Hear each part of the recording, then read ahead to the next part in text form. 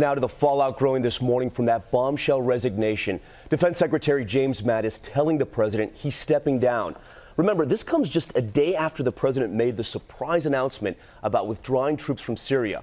Mattis has widely been seen as a stabilizing presence in the White House, but now he's on his way out. Chief Global Affairs Correspondent Martha Raddatz has more now from Washington. Martha, good morning. Good morning, Tom. This is the most consequential resignation from Trump's cabinet yet. Jim Mattis brought vast experience, gravitas, and a steady hand. He is adored by those who have served with him, but he simply could no longer tolerate the differences he had with this president. The letter of resignation came just hours after Secretary Mattis met with President Trump at the White House.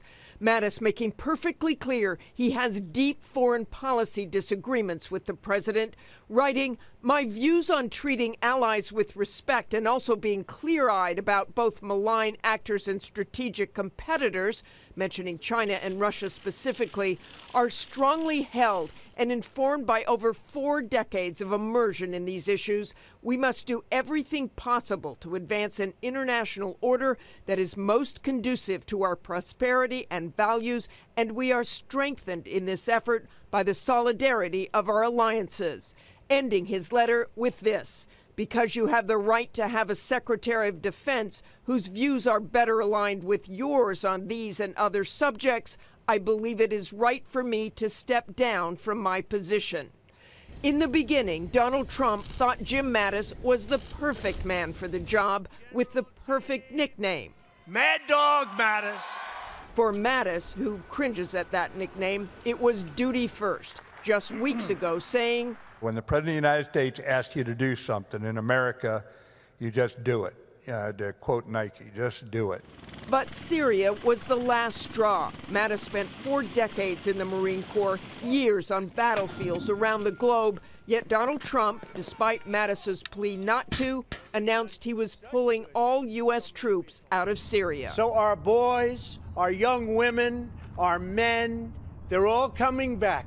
And they're coming back now. Trump is also planning to substantially reduce U.S. troops in Afghanistan. The president had hinted that he and Mattis aren't always on the same page. I think he's sort of a Democrat, if you want to know the truth. But General Mattis is a good guy. We get along very well. He may leave. I mean, at some point, everybody leaves. But the reaction to Mattis's resignation was deep concern that his departure will leave the White House with an unpredictable president unchecked. Overnight, Majority Leader Mitch McConnell, who has been infamously careful to avoid criticizing the president, releasing a powerful statement, reading, "I am particularly distressed that he is resigning due to sharp differences with the president on these and other key aspects of America's global leadership," putting him in sync with his Democratic counterpart. Everything that indicates stability, everything that indicates strength, everything that indicates knowledge is leaving this administration.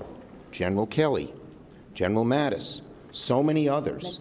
McMaster, exactly. There is chaos now in this administration. As for that drawdown in Afghanistan, that could begin soon as well. We currently have 14,000 troops there. Trump is expected to reduce that number by half, if not more. Mattis was not in favor of that either, but we are told Trump wants to fulfill a campaign promise that he believes is popular with his base. Cecilia? Yeah, he really wants to check these things off his list right now. Martha, you call this the most consequential departure of this administration. I've got to say the concern I've heard from people over the Mattis leaving is unlike any concern I've heard in any other resignation in this administration so far.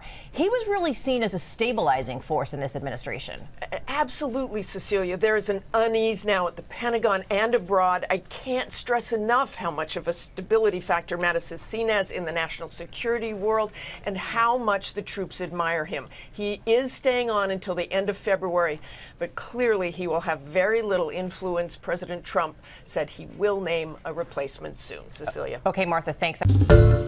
Hi, everyone. George Stephanopoulos here. Thanks for checking out the ABC News YouTube channel. If you'd like to get more videos, show highlights, and watch live event coverage, click on the right over here to subscribe to our channel. And don't forget to download the ABC News app for breaking news alerts. Thanks for watching.